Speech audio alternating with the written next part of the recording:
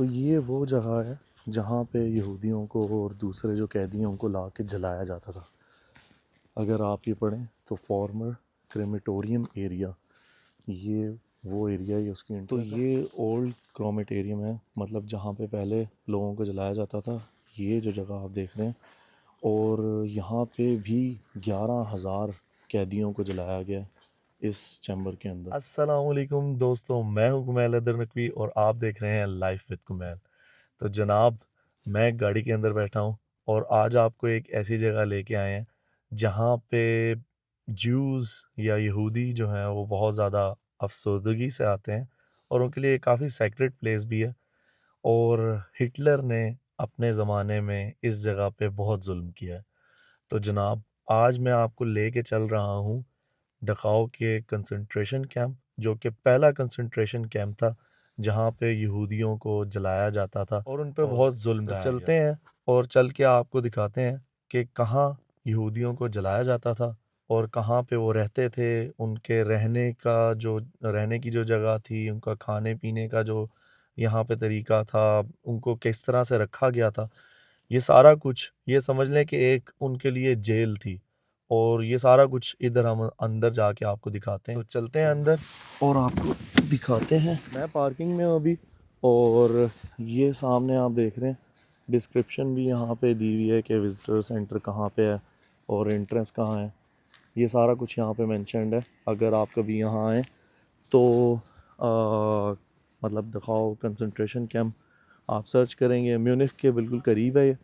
तो यहाँ आएँ और आके आप भी आके देखें, एक मेमोरियल है। लेकिन आप जब भी यहाँ आएँ तो कोशिश करें कि हंसी मजाक को थोड़ा सा अवॉइड करें, क्योंकि इनके लिए बहुत सेक्रेट प्लेस है और यहाँ पे लोग आके बहुत अफसरदा होते हैं।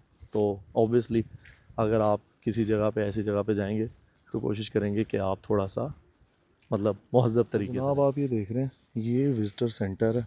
आप इधर जाके एज अ विज़िटर आप यहाँ पे इंफॉर्मेशन वगैरह कलेक्ट कर सकते हैं। यहाँ पे ये इस तरफ अगर मैं आपको दिखाता चलूँ, एक स्टोर भी है जिधर से हिस्ट्री से रिलेटेड बुक्स और मेमोरियल मोनूमेंट्स हैं कुछ, वो आप यहाँ से आके ले सकते हैं इस स्टोर के अंदर से। और ये सामने इंफॉर्मेशन डेस्क है, या आप कह लें विज़िटर सेंटर है, जहाँ पे आप ऑडियो गाइड वगैरह जो कि आपको हेल्प करेगी हर जगह को समझने के लिए, वो भी आप यहाँ से आके कलेक्ट कर सकते हैं।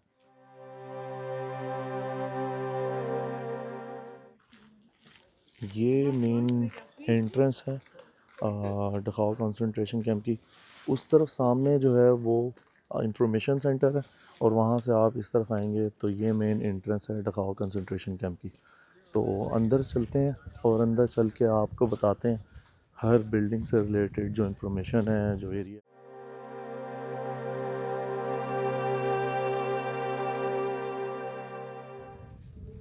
ये एंट्रेंस है, और ये देखेंगे बहुत वसी एक एरिया के ऊपर बना हुआ था, और यहाँ पे हज़ारों की तादाद में जो ज्यूज़ मतलब कैदी थे उनको लाया जाता था यहाँ पे, उनको रखा जाता था, उनके साथ उनसे मतलब सख्त काम करवाए जाते थे, और उनका काम ख़त्म हो जाता था तो उनको ज़िंदा जला दिया जाता था। तो ये वो जगह है जहाँ पे यहूदियों को और दूसरे जो कैदियों को ला के जलाया जाता था।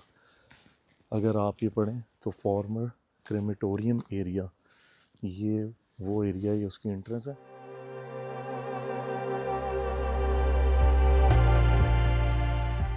तो ये ओल्ड क्रोमेटेरियम है, मतलब जहाँ पे पहले लोगों को जलाया जाता था।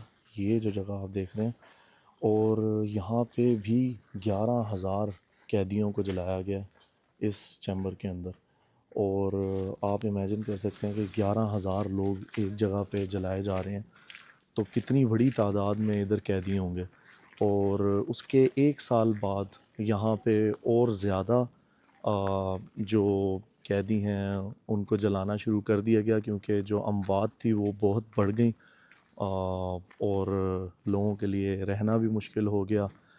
तो ये जो आप देख रहे हैं, ये न्यू चैम्बर था, मतलब इसके बाद ओल्ड क्रेमेटोरियम के बाद ये नया एक क्रेमेटोरियम सेंटर बनाया गया जिसके अंदर शावर्स का कह के उनको लेके जाते थे और गैस के थ्रू एक पॉइजनस गैस के थ्रू उनको पहले बेहोश किया जाता था और उसके बाद उनकी बॉडीज़ को क्रेमेटोरियम एरिया के अंदर या वो जो भट्टी मैंने आपको बताई उस भट्टी के अंदर डाल दिया जाता था और जला दिया जाता था। मैं आपको दिखाने जा रहा हूँ, ये वो तस्वीर है कि जो भयानक मंज़र की है जो यहाँ पे किया जाता था। यहाँ पे छोटे छोटे ग्रुप्स में ला के लोगों को मारा जाता था और उसके बाद जलाया जाता था। ये चैम्बर जो है वो मुर्दों के लिए भी यूज़ होता था कि जो ऑलरेडी लोग ज़ाहिर है यहाँ पे हज़ारों की तादाद में कैदी थे, तो गंद की वजह से और डिफरेंट बीमारियों की वजह से लोग मर जो जाते थे, उनको भी इस चैम्बर के अंदर ला के जला दिया जाता था। तो अब मैं आपको अंदर लेके चलता हूँ और वो जगह है जहाँ पे कैदियों के कपड़े डिसइंफेक्ट किए जाते थे या जिसको डिसइंफेक्टिंग चैम्बर या फ्यूमिगेशन क्यूबिकल्स जो है वो कहा जाता था। तो अब मैं आपको उस भयानक मंज़र से गुजारने वाला हूँ जहाँ से वो कैदी जो इस चैम्बर के अंदर मर गए बैरक एक्स के अंदर, वो किस तरह से जाते थे, किस तरह उनको रखा जाता था। तो ये एंट्रेंस थी, यहाँ से अंदर आते थे और अंदर आने के बाद यहाँ पे इंतज़ार करवाया जाता था। उनको नहीं पता होता था कि उनके साथ क्या होने वाला है। उनको बताया जाता था कि आपको शॉवर के लिए लेके आया जा रहा है यहाँ पे छोटे छोटे ग्रुप्स में। तो ये वेटिंग रूम था और उसके बाद अगर आप यहाँ आए तो ये गैस चैम्बर था जहाँ पे मास मर्डर्स किए जाते थे। यहाँ पे अराउंड 150 लोगों को, देखें आप कि कितना छोटा सा कमरा है और इस कमरे के अंदर 150 लोगों को ला के यहाँ पे रखा जाता था और उसके बाद गैस सिलेंडर्स के थ्रू जो पॉइजनस गैस थी उसके थ्रू इन चैम्बर्स के अंदर पॉइजनस गैस एक फैला दी जाती थी। और ये आप ऊपर देख रहे हैं कि ये इंटेक्स भी हैं जहाँ से गैस आती थी और उस गैस की वजह से ये 150 लोग इन कमरों में बंद होके मर जाते थे और फिर उन मरे हुए लोगों को इस डेथ चैम्बर में रखा जाता था। ये डेथ चैम्बर 1 है जहाँ पे लोगों की बॉडीज़ को रखा जाता था और विद टाइम जब उनकी टाइम स्लॉट आती थी और उसके हिसाब से उनको एक एक करके इन ओवन्स के अंदर, इन भट्टियों के अंदर जला दिया जाता था। इस एक भट्टी में 2 से 3 लाशें एट अ टाइम आ जाती थी और मतलब आप सोचें कि कितना वो भयानक मंज़र होगा। उसके अलावा ये आप देख रहे हैं, ये वो मेमोरी है कि जो 4 औरतें थीं ब्रिटिश फोर्सेस में, उनकी मेमोरी भी यहाँ पे लगी हुई है कि उनके साथ किस तरह से जुल्म हुआ और उनको यहाँ पे ला के जला दिया गया। कैदियों को ज़िंदा ला के यहाँ पे इस रूम के अंदर, और ये आप ऊपर पुलिस जो देख रहे हैं यहाँ पे हैंग कर दिया जाता था उनके सामने के क्रिमिनेशन सेंटर। और उसके बाद जब वो मर जाते थे तो उनकी बॉडीज़ को इन भट्टियों के अंदर जला दिया जाता था। यहाँ पे आप देख रहे हैं कि कॉप्स जो थी, जो लाशें थीं, उन लाशों को लाया जाता था क्योंकि यहाँ पे दोनों तरीके से लोगों को, कैदियों को मारा जाता था। कुछ जलाया जाता था, सॉरी, कुछ लोग जो कि ऑलरेडी मर चुके थे उनकी लाशों को इस कमरे में लाया जाता था और एक एक करके उनको ओवन्स के अंदर डाल के जला दिया जाता था। और कुछ ऐसे लोग थे जिनको ज़िंदा ला के गैस चैम्बर के अंदर बंद किया जाता था और मरने के बाद एक एक करके जला दिया जाता था। आपको लेके चलते हैं जहाँ पे जो एशेज़ जहाँ पे फेंकी जाती थी या दफनाई जाती थी। अब यहाँ पे जो गवर्नमेंट ने उसने उसको बड़े अच्छे तरीके से मेंटेन किया हुआ है, लेकिन ये वो ग्रेव है जहाँ पे एशेज़ डाली जाती थी। ये आप देख भी सकते हैं, यहाँ पे ऐश ग्रेव लिखा है और साथ जो नाम है वो लिखे हैं। अच्छा, कुछ यहाँ पे ऐसी डिचेस हैं जिनके अंदर जो है वो कैदियों को फेंक दिया जाता था और फेंकने के बाद उसके उनको ऊपर से गोलियों से मार दिया जाता था। तो मतलब जुल्म की इंतहा आप यहाँ पे इमेजिन कर सकते हैं। तो ये आप देख रहे हैं, जैसे मैंने आपको बताया कि ये पिस्टल रेंज थी एग्जीक्यूशन के लिए, मतलब मारने के लिए, मर्डर करने के लिए यहाँ पे कैदियों को ला के, और ये देख रहे हैं सामने दीवार है, इधर ला के खड़ा करके और सैकड़ों के हिसाब से लोगों को एक साथ कत्ल कर दिया जाता था शूट करके। ये देख रहे हैं grave of many thousand unknown. तो यहाँ पे ये डिच हुआ करती थी किसी ज़माने में, और यहाँ पे ला के जो एशेस थी उनको फेंक दिया जाता था, और जो लोग मुर्दा थे उनको भी इसमें फेंक दिया जाता था और बाद में दफना दिया जाता था।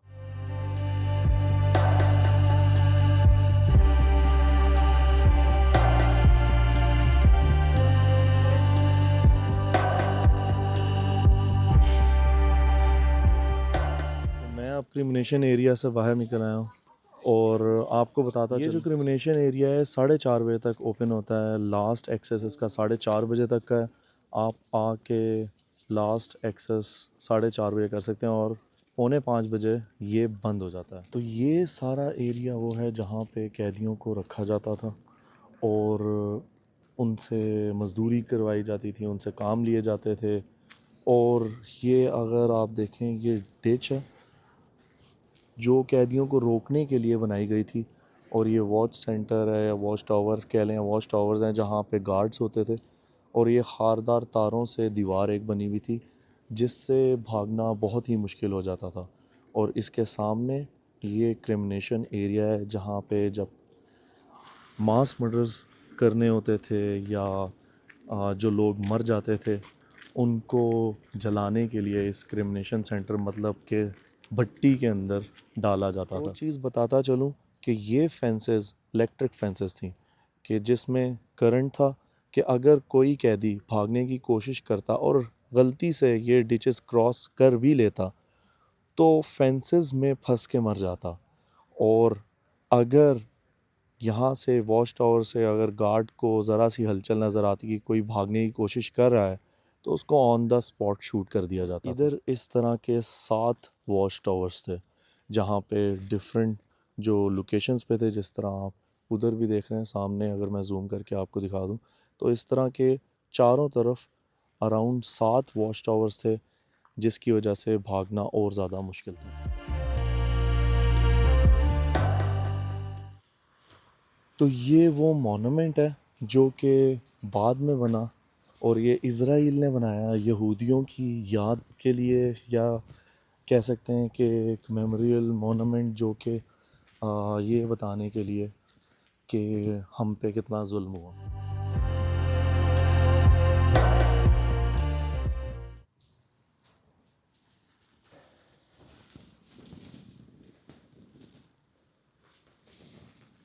तो ये जो आप नंबर देख रहे हैं ये एक बैरक का नंबर है, जो एक हर बैरक के सामने एक उसका नंबर होता था। और ये आप जितने ये जो लाइंस देख रहे हैं ये सारी बैरक्स थी जो कि डिमोलिश कर दी गई हैं। सिर्फ सिंबॉलिकली कुछ बैरक्स रखी गई हैं जहाँ पे ये दिखाया गया है कि किस तरह से कैदियों को रखा जाता। तो ये आप देख रहे हैं हिस्ट्री यहाँ पे पूरी लिखी हुई है बैरक्स की। 34 बैरक्स थी टोटल, जो कि अब यहाँ पे आपको सिर्फ़ और सिर्फ उनकी बुनियाद नज़र आ रही है। और वैसे बैरक्स जो हैं वो ख़त्म कर दी गई हैं। सिर्फ एग्जांपल के लिए कुछ बैरक्स को यहाँ पे रखा गया। यहाँ पे जो बैरक्स थी उनके अंदर 200 लोगों की जगह थी कि 200 लोगों को अकोमोडेट किया जा सकता था।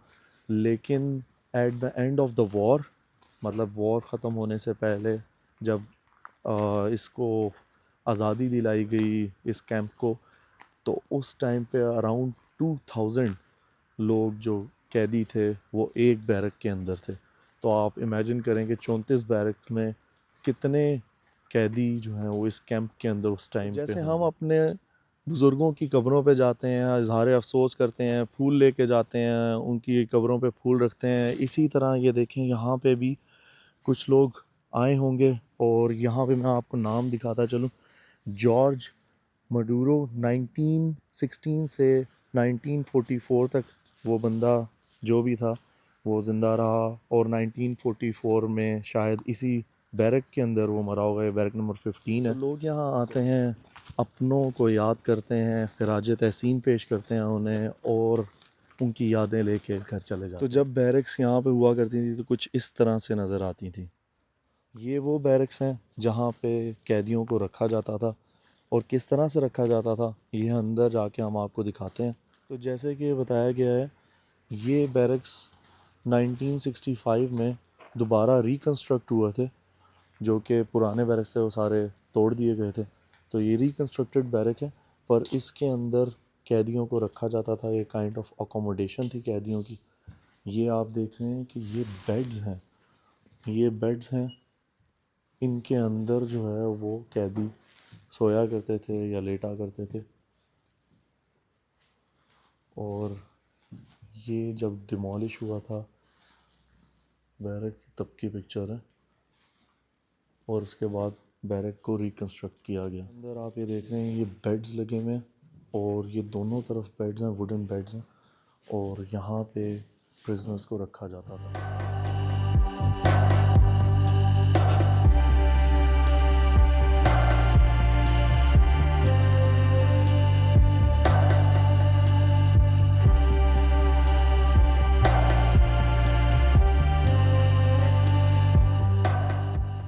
तो ये कॉमन रूम है जहाँ पे प्रिजनर्स आके अपने लॉकर्स को यूज़ किया जा करते थे। यहाँ पे ये उनके लॉकर्स बने हुए हैं। और उस ज़माने में भी यहाँ पे सर्दी बहुत होती थी, पर यहाँ बिल्डिंग के अंदर, बैरक के अंदर कोई हीटिंग का प्रोसेस नहीं था, और बहुत मुश्किल था उनके लिए इस बैरक के अंदर सरवाइव करना। तो ये वॉशरूम्स थे या टॉयलेट रूम्स थे, जो कि सैकड़ों के हिसाब से कैदी यूज़ करते थे, और उनको यूज़ करने के लिए ये कैपेसिटी बहुत कम थी उनके लिए, जिसकी वजह से उनको हाइजीन का प्रॉब्लम बहुत ज़्यादा आना शुरू हो गया बाद में, और उसकी वजह से बीमारियां भी फैलना शुरू हो गई।